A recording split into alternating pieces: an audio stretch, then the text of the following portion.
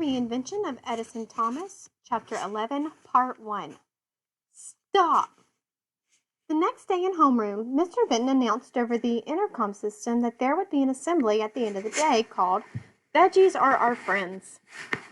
Eddie groaned. Not only would the assembly be lame, but the day's schedule would be completely disrupted. Eddie tried frantically to copy the revised schedule from the blackboard, which was actually jade green, onto his own printed schedule. He hated assembly days. He was constantly consulting his revised schedule so he would know what to expect as the day unfolded. Mid-morning, he found himself in an exceptionally crowded and noisy gym. A sharp whistle produced instant silence and a sharp pain in Eddie's head. All right, yelled Coach Vang, bouncing a basketball, the ping of each bounce echoing against the walls of the now quiet gym. I know it'll be tough with double the students in gym this period, but it's only for one day. Let's settle down and divide up into 4 groups, one in each corner.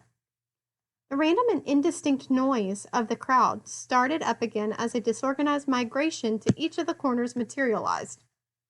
Eddie headed to the corner with the fewest students. He faced the wall for a moment. Once he had calmed down a little, he turned around and discovered that Mitch Cooper and Will Pease had joined his group. A cold, hard knot formed in the pit of his stomach. How could he face Mitch now? Coach Fang had instructed the group to form 2 lines for passing drills. Eddie hated passing drills, and any other kind of ball handling drills for that matter. When Coach Fang was hanging around Eddie's corner of the gym, the drills were merely frustrating. Eddie dropped about half of the balls passed to him. When Coach Fang was occupied in another corner, things got worse. Mitch and Will took turns passing very hard at Eddie's head, knees, and other sensitive parts, even when it wasn't Eddie's turn to get the ball. The other kids seemed to think it was funny to watch Eddie try to avoid being hit. Eddie failed to see the humor in the situation. Hey, Eddie, said Mitch. This isn't dodgeball. You're supposed to catch the ball. I don't know, Mitch, said Will. I think Eddie's doing a bang-up job. Yeah, added Mitch. He's a regular firecracker on the baseball court. Check out his explosive speed, said Will, and he heaved the ball so hard that Eddie couldn't evade it and he couldn't catch it. He was barely able to deflect it. The impact of the ball in his hands left them stinging. He rubbed his hands together and looked at them. They were red. Why were Mitch and Will making those firework references? Were they responsible for the Roman candle? Eddie had had enough trouble realizing he and Mitch weren't friends anymore. He had finally admitted that Mitch was a jerk, or even a bully. But this was harder to believe. Fireworks were not allowed in school, and Roman candles were illegal. Was Mitch a criminal? Before Eddie could complete his thought, Coach Bang blew his whistle again. Instinctively, Eddie clapped his hands over his ears, even though the noise had stopped before his hands reached them. All right, now those of you on this side of the gym line up at the center line for some layup and rebounding drills. The rest of you, run laps. A communal groan filled the gym. That's enough, said Coach Bang. You'll get a chance to shoot some baskets later. Now get going. Even though Coach Bang had indicated that Eddie, Mitch, and Will were to start with the layup drills, Eddie merged into the group running laps. Running laps was definitely better than shooting layups, especially if Mitch and Will were involved. He looked up at Coach Fang to see if he had noticed his evasive maneuver. Coach Fang looked directly at Eddie and nodded. After gym class, Eddie got to the lunchroom early, claiming his favorite spot in the corner. Coach Fang usually let him cut out a few minutes earlier than the rest of the class, so he was in and out of the locker room before everyone else got there. He was tired because he had managed to avoid the layups altogether by running laps with both groups. Although his right sock was wet. When he had changed out of his gym shoes and his regular shoes, there had been a ketchup packet inside, which had burst when he put on the shoe. Since he had started bringing quickie meal bars for lunch, Eddie didn't really need to eat in the lunchroom, but he found himself looking forward to his conversations with Justin, as long as Justin wasn't having tuna fish. When he opened the front pocket of his backpack to get his quickie meal bar, he was relieved that there were no fireworks, but he found the bullying pamphlet that Tiffany had given him. He peeked around the room to make sure nobody was watching him and opened up the pamphlet. It confirmed what Justin had been telling him and what he had begun noticing about Mitch. He usually did his bullying when there weren't any adults around. He always claimed that things happened by accident, like the time he stepped on Eddie's fingers when he was trying to recover Mira's dry cleaning money, or when he accidentally kicked Eddie's nut driver almost into the storm sewer. Oops, he'd say. Eddie wondered how many times Mitch had accidentally hurt him.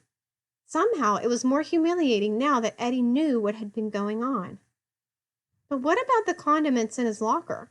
How could that just be an accident? Or the Roman candle? Justin approached the table and Eddie slipped the pamphlet back into his backpack. What's that? Asked Justin, unpacking his lunch. Nothing, said Eddie. Just some homework. What would Justin think if he knew that Eddie needed a pamphlet to figure out he'd been the victim of a bully? Is math in 5th period or 6th period today? Asked Justin. Eddie consulted his revised schedule. 6th, he said. Snap. I hate assembly days, said Justin. Schedule is always all mixed up. I like math better in the morning. I do too, said Eddie.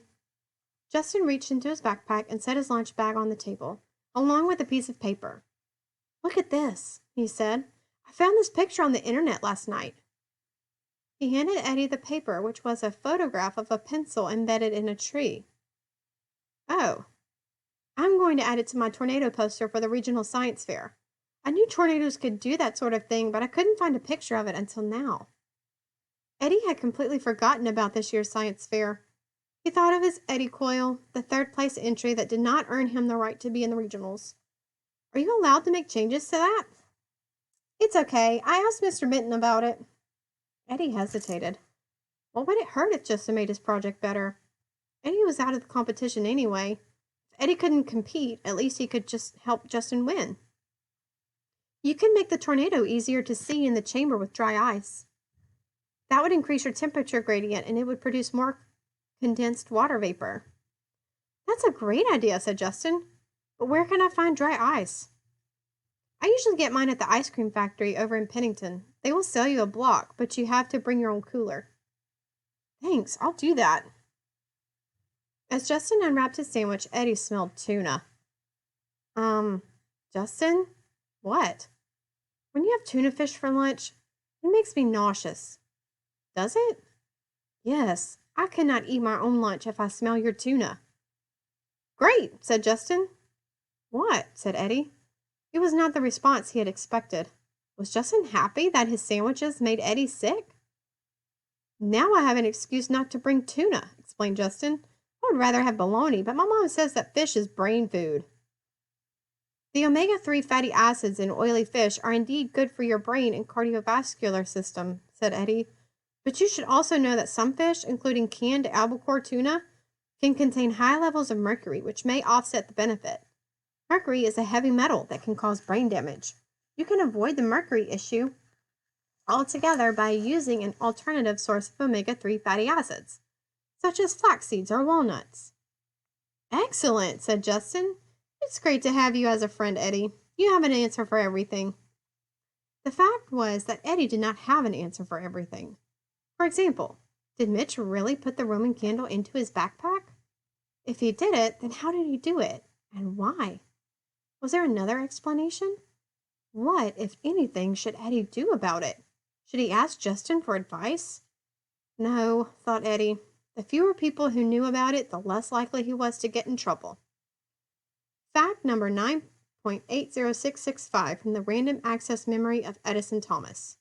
The largest freshwater fish ever caught was a Mekong giant catfish weighing 646 pounds.